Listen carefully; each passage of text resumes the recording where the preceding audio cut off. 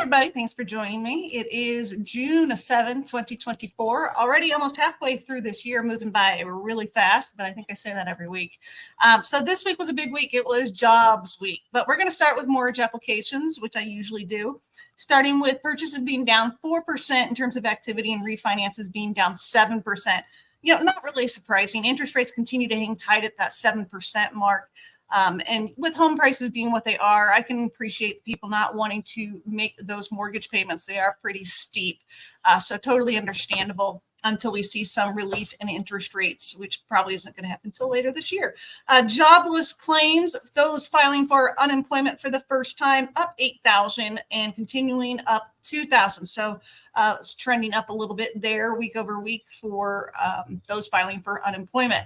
Now, this week, as I mentioned, was jobs week. Started with JOLTS coming out on Tuesday. Now, JOLTS reported for April, but what's to note is that it missed expectations, coming in at 8 million versus 8.4 is the expectations. Now, ADP followed on Wednesday, also missing the expectations, coming in at 152,000 job creations versus expectations of 170,000.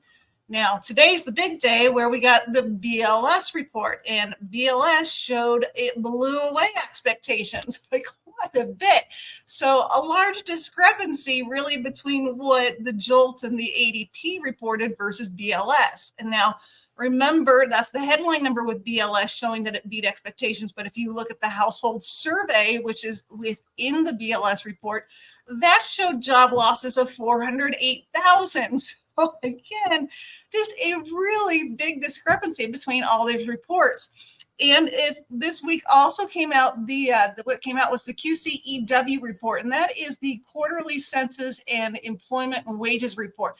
Within that report, it shows over the past year job losses of 800,000. So when you look at all of these reports collectively, it does make you question the validity of the information within it, because there's just such a large discrepancy between these reports, what really can be trusted in these numbers. And the problem is that the feds are looking at these numbers, gauging the economy based on what's going on with job creations and so forth. And if the information is inconsistent and in error, then are they making a good judgment by holding tight on not cutting back short-term interest rates? One has to question. Also, within the household survey, we get the unemployment numbers, and unemployment did tick up from 3.9% to 4%.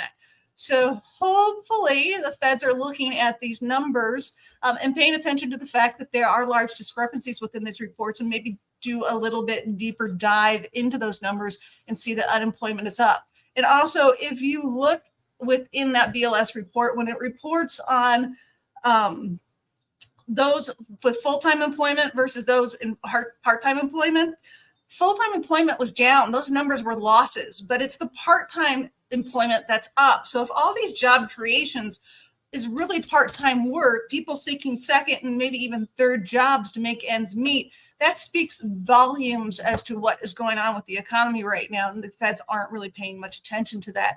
Also of note this week, the Canadian and European central banks did start cutting their respective interest rates. They cut it by a quarter, and usually what happens here is things happen globally in coordination. So maybe this might trigger something with the feds to start actually cutting interest rates a little bit sooner than expected. Because right now we're thinking maybe September at the earliest for one rate cut this year. But I think my opinion is just that those rates cuts should start sooner. Next month would be ideal.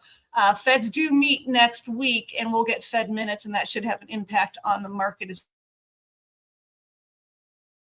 charts. We are down 38 basis points, right?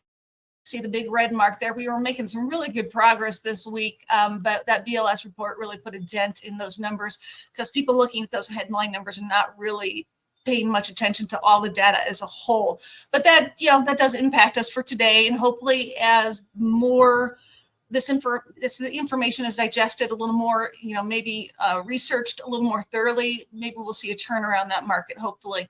But that is what is going on this week. If you have any questions, please reach out to me. I do appreciate when you like my videos. Do have a great weekend, and I'll see you next week.